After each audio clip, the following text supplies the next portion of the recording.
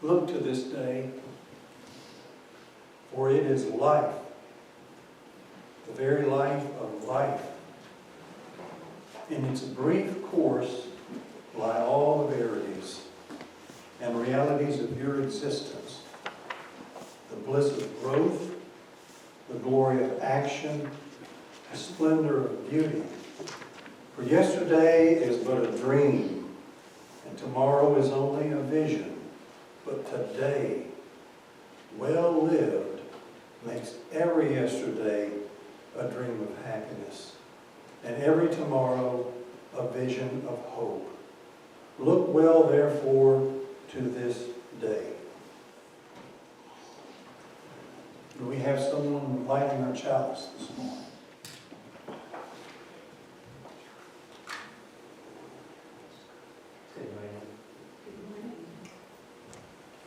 If you'll bear with me, I have a series of short, very short quotations.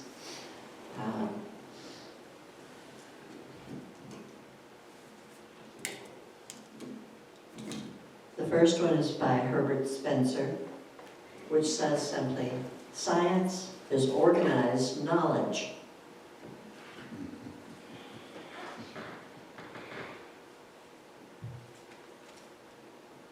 And then I have one from Carl Sagan. "Science is not only compatible with spirituality, it is a profound source of spirituality."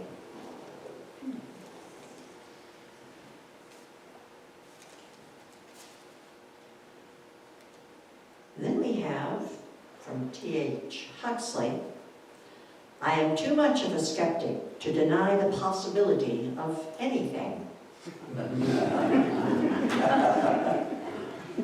And then Noam Chomsky says, "As soon as questions of will or decision or reason or choice of action arise, human science is at a loss."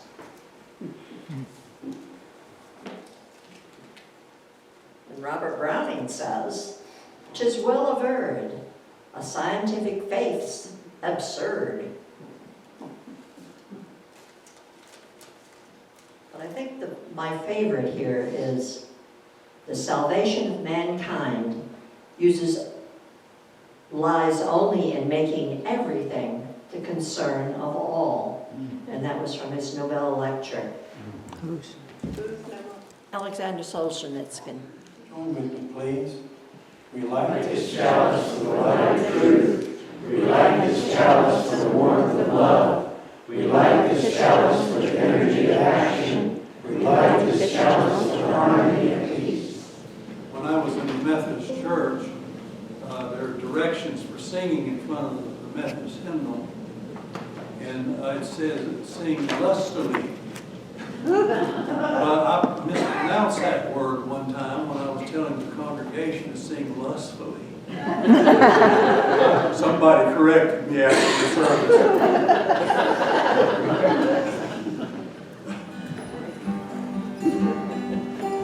If I were free to speak my mind, I'd tell a tale to all mankind of how the hearts, human and fate, of how we fought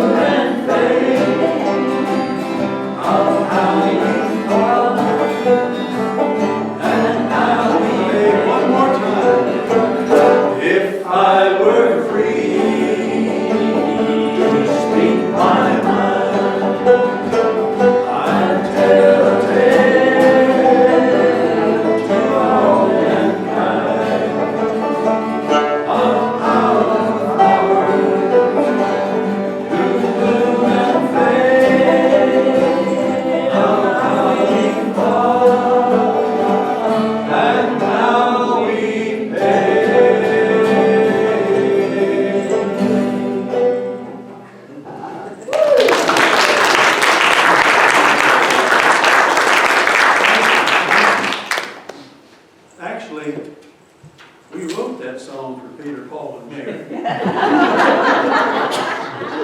I'm not even sure if they wrote it. Yeah, Stephen Harnett and Jerry Bach wrote it, okay. Most of you probably know, but what our culture we're living in, Western culture, was the merging of two great rivers. You just think about that metaphor. One river was the Hebraic river, the Bible, and the other was, of course, a Hellenistic Greek culture. And the Western world is shaped by those two gigantic streams of ideas and thoughts, and they've never been able to do this number, you know. And it's almost like our culture is schizophrenic because we have this side, the biblical side, the tradition of the Bible, the Hebraic side, and then we have the Greco-Roman side. You can almost look at that. We have the side of, you know, the biblical, I refer to it as a mythology that creation is fallen. Every part of creation is fallen. Our thoughts are fallen. The earth is fallen. And that's a primary dogma in Hebraic conception of the world we live in. And it received its highest, or maybe its highest, its strongest ideas through the Apostle Paul and Calvin and Augustine, that we are corrupt at birth, that the world is sinful. That's what we have inherited from the Hebraic side. From the Hellenistic side, from the Greeks and the Romans, it's the total opposite. We are not fallen creatures. We can know, and that has evolved into what we now know as science. And you all know, I don't need to tell you, there's always been a conflict between science and religion, and in the biblical tradition particularly. And some of those conflicts have resulted in death and destruction.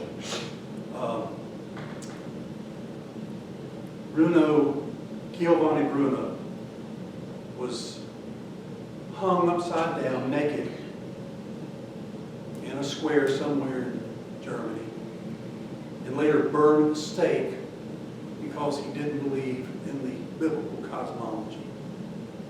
He questioned it. You know probably that all of the priests refused to look through Galileo's telescope. He was put under house arrest because he questioned that tradition. So I don't need to tell you on and on and on and on and on about the constant conflict between the Hebraic part of Western culture and the Hellenistic part of Western culture. It's still going on today. You know, for many conservative evangelical Christians, if you don't believe in the Genesis story of the Bible, you're going to go to hell. You're not a good religious person if you don't believe in the literal interpretation of that story. So, I mean, I don't need to tell you that conflict is erupting all the time. And it makes you wonder, will the twain ever meet? You know, I hear people say, well, there's no conflict between religion and science, really. And I want to say, well, which particular religion are you talking about? And you heard Barbara say that, was it Sagan who said that science was a spiritual experience? Wasn't that Sagan that said that? Well, I mean, it just depends on how you want to define spirituality. And you said, well, there's really no conflict between science and religion, but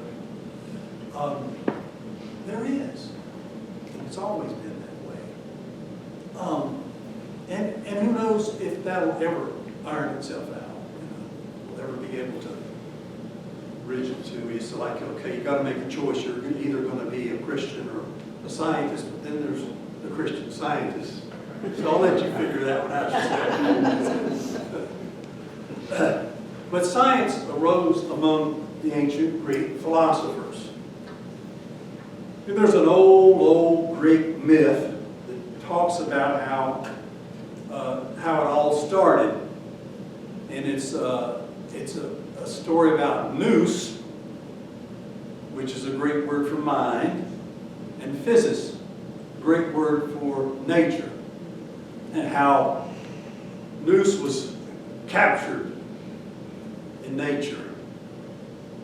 The mind was captured by matter and nature, and how it struggled and struggled and broke free and was able to get a distance from physics, from nature, and look at it. And the Greeks were the first we know of to do that, to separate the mind from matter, mind and matter, to look at it and ask questions about it. Where did we come from? What is everything made of? Remember Thales, everything's made of water? He was the first to ask that question. Where do things come from? The Greeks were the first we know of. You know, when something's right there in front of you like that, you can't see it, you know, but when you move it out here, you get some distance on it, you can start to see it for what it is, and that's exactly what happened with the Greeks. So those Greek philosophers, early philosophers, one of the first ones we know of. You know, before that was primitive magic. It was all magic. The Greeks are first to ask, what is this all about? What is this nature out here? And to begin to ask questions about that. You know, some people can go through life and never ask that question. What's life about? What's the point of it? What are things made of? What are we here for? Where did we come from? Where are we going?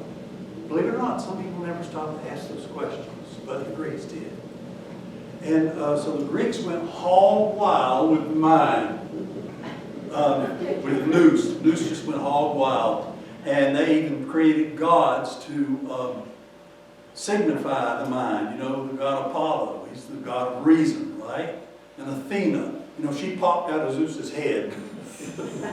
She popped right out of his head. She's symbolic of thought and reason and logic. The Greeks believed that everything in the world could be rationally explained. Everything. And so all those, what they call God of the gaps, got filled in. You know, God of the gaps. If we don't know something, we'll plug God in it. You know, well, how'd that happen? God did it. Why that happen? God did it. Well, what's that about? God did it. Well, the Greeks came along and just got rid of all those gods of the gaps and said, no, we can tell you the cause behind it. And that's what led them to embrace the whole notion of causality. Everything has a cause. This causes that, that causes that. And they got so fanatic about that, they made God the prime mover, the first cause. Well, it's going to be traced back to some original cause. You know, when Aristotle said, well, God caused it to happen. And it's been causing ever since. And by the way, that's the best definition we can give to the biblical God, Yahweh, is I am the cause of everything. So the Greeks, you know, God did it. But everything can have a cause, and everything can be rationally explained. Reason is not corrupt. Reason is human's greatest gift. The mind is man's greatest gift. Well, Augustine would say, well, you're getting fooled here because the mind is just as corrupt as everything else. So it's a constant struggle. You know, which side do you fall on? Well, maybe a little bit of both.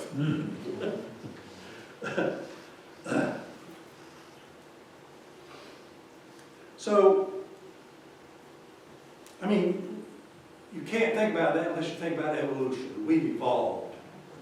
We're not locked in the primitive past. Humans have evolved. I don't know how you can deny evolution. People do. We evolved. The word science, by the way, it comes from the Latin word simply to know. If you look it up, etymology, science means simply to know. But not just any kind of knowledge. A knowledge based on the ability to analyze something, pick it apart down to its original cause, and then put it back together. And that's rational logical thinking, scientific thinking, according to the Greeks. You break it down, analyze it. You know how they say we dissect, we killed, what is the saying? We murder to dissect, right? Is that right? We murder to dissect. Say it again. Murder to create. We murder to create. Well, I mean, we're going to analyze something like, we're going to analyze the eyeball, we're going to break it down all its parts and put it back together, and then we say, well, we know what the eyeball is. But we still don't know what seeing is. Now, y'all aren't laughing. You're taking me too serious. Well, I mean, okay, so we know science has evolved. I mean, think about the telescope and the microscope.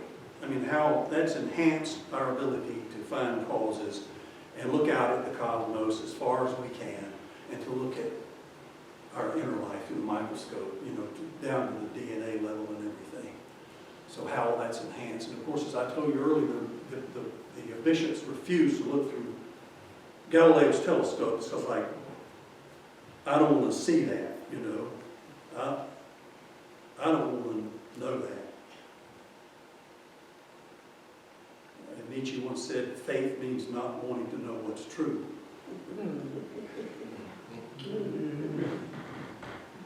Faith means not wanting to know what's true. I don't think that's faith, but some people might think that's faith. The refusal to look through a microscope because you don't want to see it. I don't consider that faith.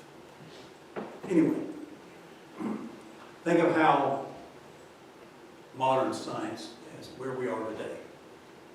Because of all this scientific, you can't think of science without thinking of technology, right? All the technology we have is based on the science that created it. Am I right?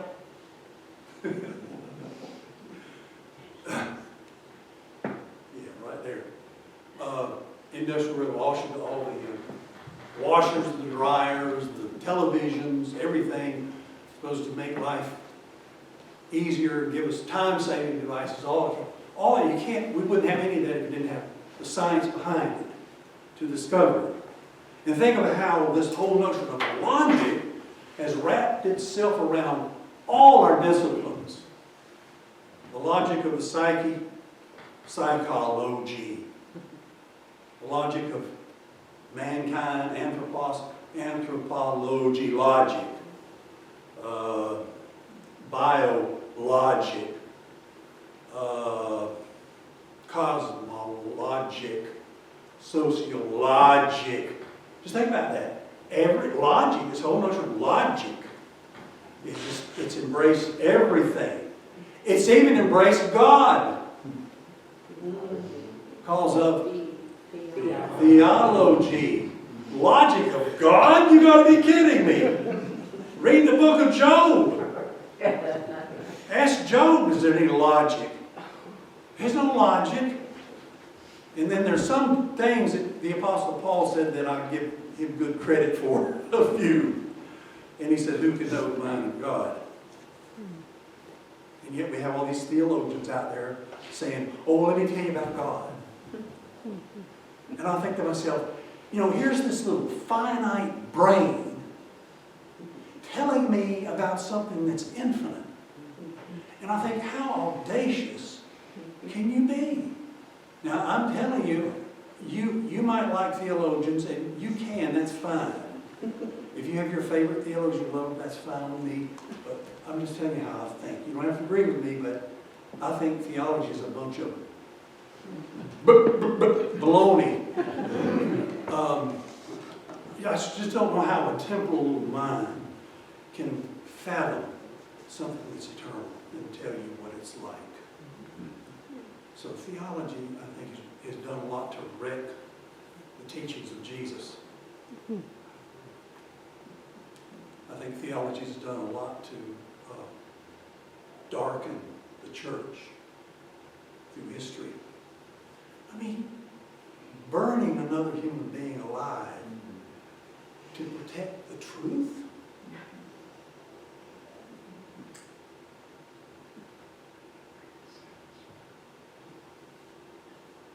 I don't get that.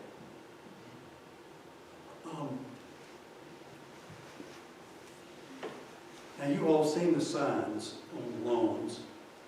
We believe in science. We believe science is real. Recently I saw one, it was out in California, it said, "Stand up for science." When I was a kid in the Methodist church, we had a hymn we called "Stand Up for Jesus." Stand up for Jesus, ye shoulders, soldiers of the cross. Well, this is "Stand Up for Science." And I think to myself, well, you know, I could go along with that so far. And there's been a lot of good things that science has given us. But science has also given us the very problems that we expect science to save us from. And, you know, science can be something that we gain knowledge of because we want to have knowledge of it. Science can also be something we gain because we want power. We want to be able to use science to build weapons of mass destruction. You know, it really bothered Einstein when he realized all that science was going into building this bomb, but he and others felt like it just had to be done, you know.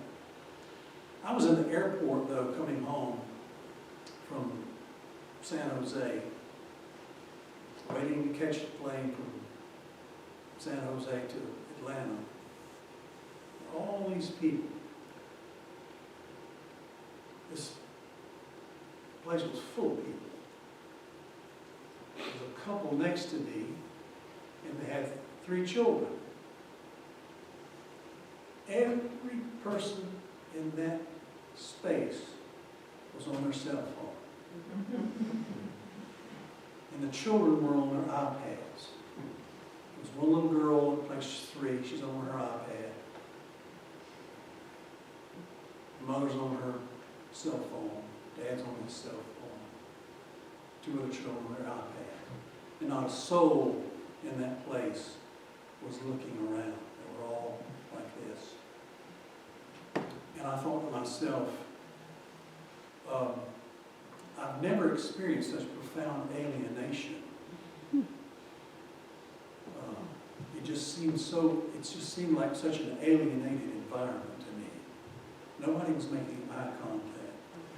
And, you know, I think, well, you know, the cell phone's a great thing because if my wife and I get separated in the mall, I can call her and say, she'll say, well, I'm down here.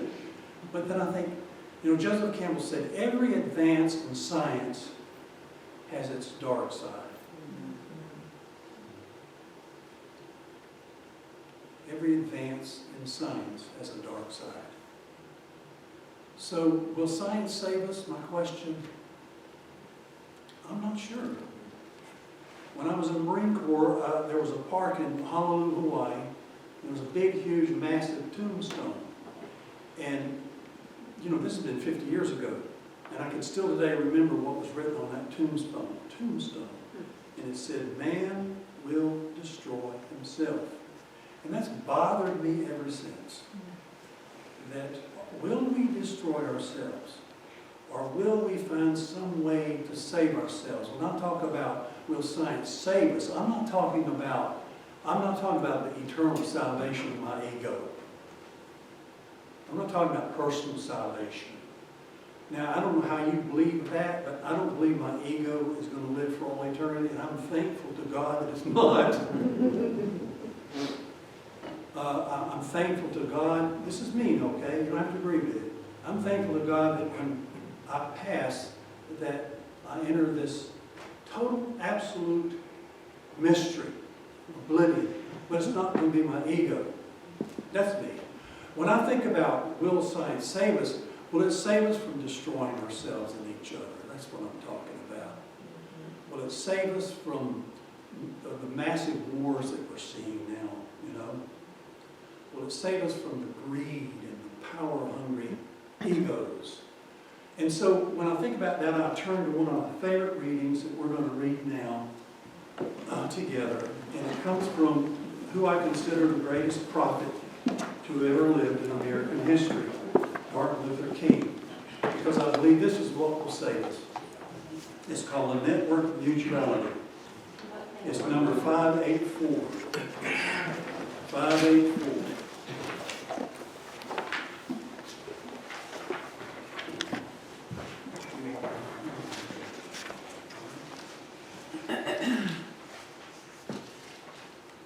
We are caught in an inescapable network of mutuality, tied in a single garment of destiny.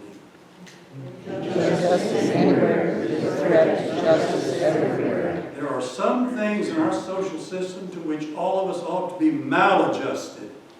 Hatred and bitterness can never cure the disease of fear. Only love can do that. We must evolve for all human conflict a method which rejects revenge, aggression, and retaliation.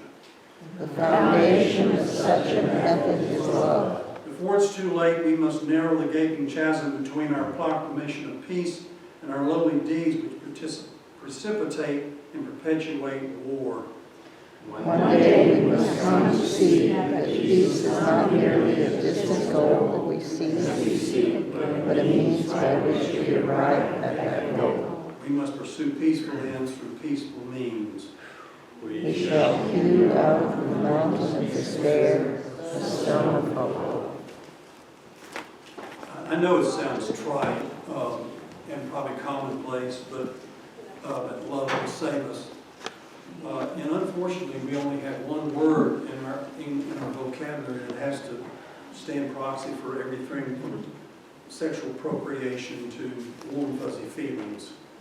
But King kept reminding his people, I'm not talking about that kind of love. I'm talking about agape love, which is the realization that we're all together, we're all one. And if you can just reach that point in your consciousness and come to that realization that we're all one, that when we are killing people in another country with our bombs and our bullets, in essence, we're killing ourselves. And so,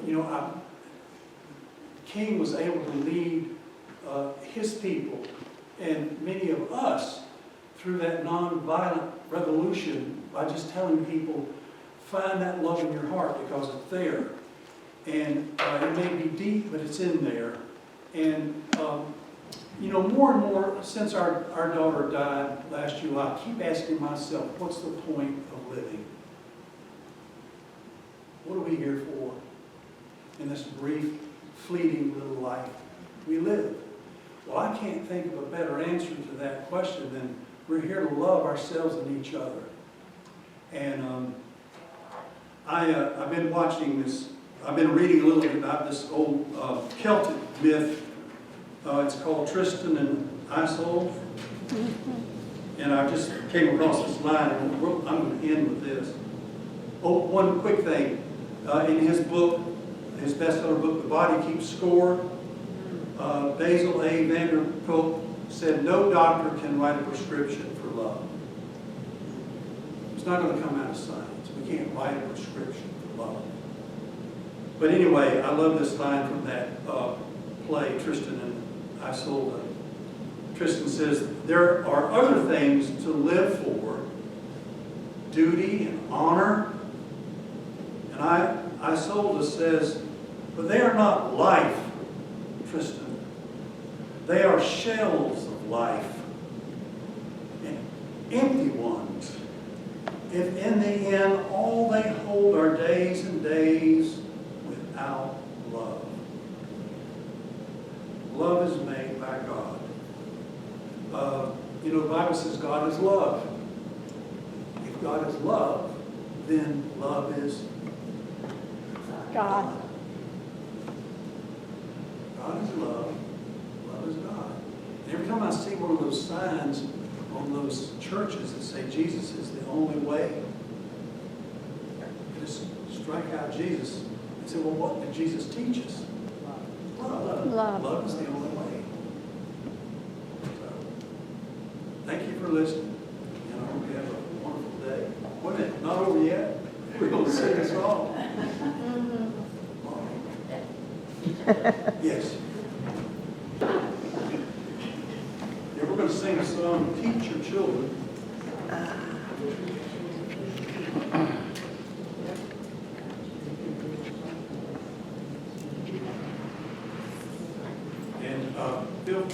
to sing along if you know the words.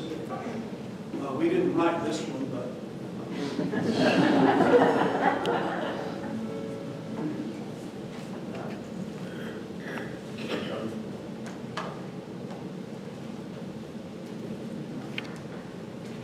Are you teaching them science or love? Just teach them. teach them love. Yeah.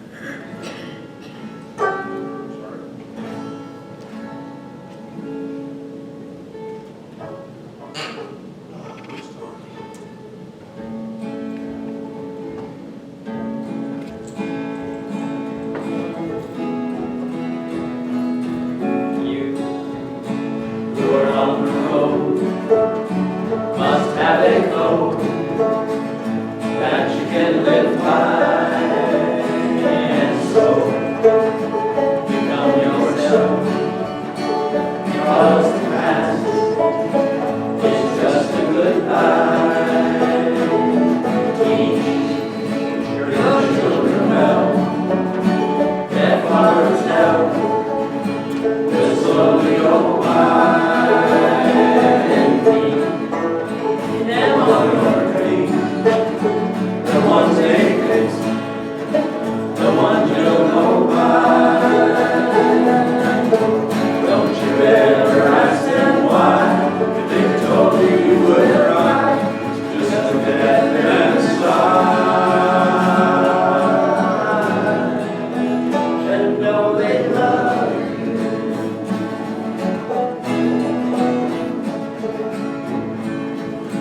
Of tender years, can know the fears that children through life. So tell them with your youth, they see truth before they can lie. And teach your parents well, their children tell, will slowly go by. Now your dreams, the ones they fix, the ones you'll know by. Don't you ever ask them why, they told you you would cry, so just look at them and sigh, and know they love you.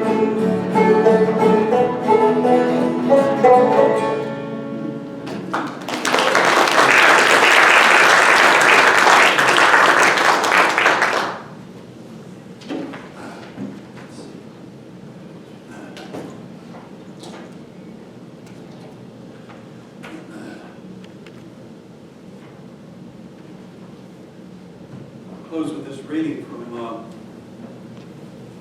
St. Francis. Where hate rules, let us bring love. Where sorrow, joy. Let us strive more to comfort others than to be comforted, to understand others than to be understood, to love others more than to be loved,